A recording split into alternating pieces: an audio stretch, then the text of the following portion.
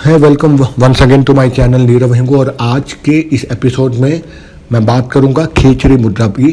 खेचरी मुद्रा एक अष्टांग योग से ना बोल के योग शास्त्र में एक महत्वपूर्ण मुद्रा आती है जिससे कहते हैं कई सिद्धियों की प्राप्ति होती है। मुख्यतः खेचरी मुद्रा योगी जन आकाश गमन के लिए, वाक सिद्धि के लिए, तीसरा नेत्र जागरण करने के लिए और मस्तिष्क को शांत करके एक ब्रह्मलोक में यानी कि एक प्रकार से समाधि अवस्था प्राप्त करने के लिए भी खेचरी मुद्रा का उपयोग करते हैं। तो चलिए आज इस पर एक हल्का सा मैं एक संक्षिप्त विवरण देता हूँ।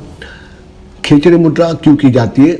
ये की जाती है ताकि आपका जो मस्तिष्क है वो शांत हो जाए। और शास्त्र कहता है, विद्वान कहते हैं कि शांत मस्तिष्क को ब्रह्मलोक में और निर्मल मन को क्षीर सागर माना गया है।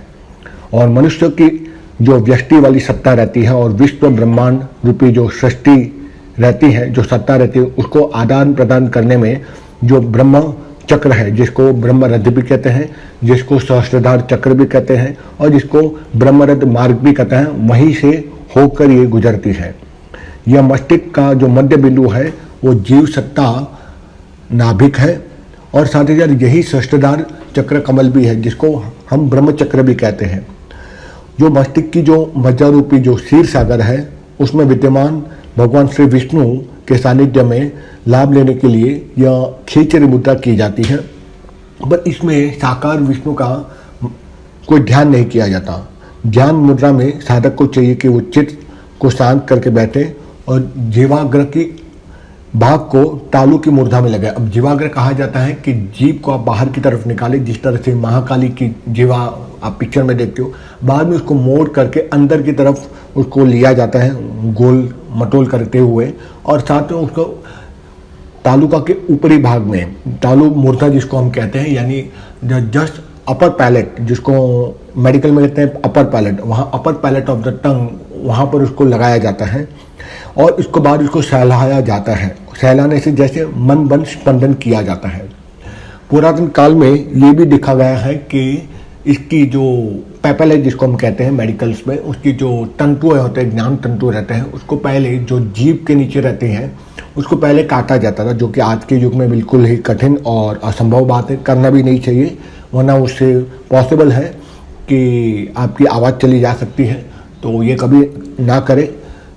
तो पुरातन योगी यही करते थे, उस पेपले को लोअर पार्ट के जो स्टार्टिंग पॉइंट है जीवा के, उसको वहाँ तंतु को काट डालते थे ताकि जीभ की जो साइज़ है वो बड़ी हो जाती है और फिर धीरे धीरे उसको सहलाते रहते थे। उसमें शहद और काली मिर्च इन दोनों का कॉम्बिनेशन करते थे और मिक्स करके दोनों हाथों से सहलाते थे और सहलाने से धीरे धीरे स्पंदन का एक आभास होता है और इस आभास से उत्तेजना से कहते हैं कि सहस्त्रदल कमल की प्रसुप्त जो शक्ति है उसमें जागृति होती है और एक बदलाव आता है।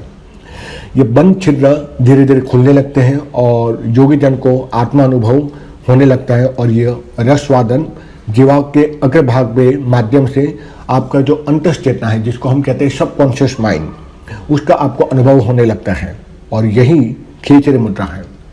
खेचरी मुद्रा को कामधेनु के उपमा, कामधेनु किसे कहते हैं? जो गाय है।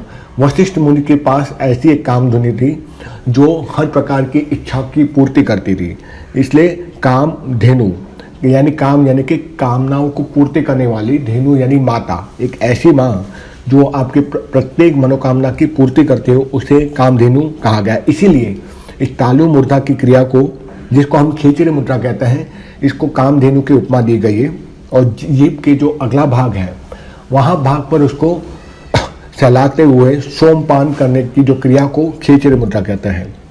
इस क्रिया से आध्यात्मिक उत्पत्ति होती है, आनंद की प्राप्ति होती है और यही दिव्य लोक से आत्मलोक की ओर अमृत वर्षा का चिन्ह भी बताती है। देवलोक में इसे सोम रस की वर्षा कहते हैं और अमृत कलश के प्राप्त यह अनुदान आत्मा को अमरता की ओर ले जाने वाली अनुभूति कराता है। और जहाँ मैं बात करता हूँ सोम रस, तो सोम रस से आप ये ना समझे कि कोई अल्कोहल है। शास्त्रों में जहाँ सोम रस की बात है वहाँ एक अमृत की बात की गई है, जो जब कुल कुंडलिनी शक्ति जागृति होती है और सतत चक्रों से जागृत होने के बाद आज्ञा चक्र से ऊपर सहस्त्रदाल कमल से एक अमृत का झरना बहता है, ये सूक्ष्म देह में होता है, ये फिजिकल बॉडी में नहीं होता। तो जब वहाँ से कुल कुंडलिनी शक्ति 6 चक्रों को जागृत करके सप्तम चक्र, जिसको ब्रह्म चक्र या ब्रह्मरथ कहते हैं, वहाँ जब उसको पीती है तो वहाँ से अमृत का झरण होता है और उसको पीकर योगी अमरता को प्राप्त होता है। शायद मेरी ये बातें आपको कपो काल्पनिक लगे, पर ये बिल्कुल सत्य है। और यही अमृत वर्षा का या अमृत झरण का आस्वादन आप खेचरी मुद्रा से भी ले सकते हैं। पर खेचरी मुद्रा का मतलब ये नहीं कि आप 10 दिन, 20 दिन, 6 महीने कर दिए। इसके लिए कई साल लग जाते हैं, कभी कभार 20 साल, 40 साल, डिपेंड्स आपके कर्म और आपकी साधना कितनी तीव्र है। तो यहीं पर मैं अपनी बातों का समाप्तिकरण करता हूँ। मिलता हूँ अगले एपिसोड में, प्रोबेबली बात करूँगा महाबन मुद्रा के ऊपर। तब तक के लिए धन्यवाद। मुझे सुनने के लिए खूब खूब आभार।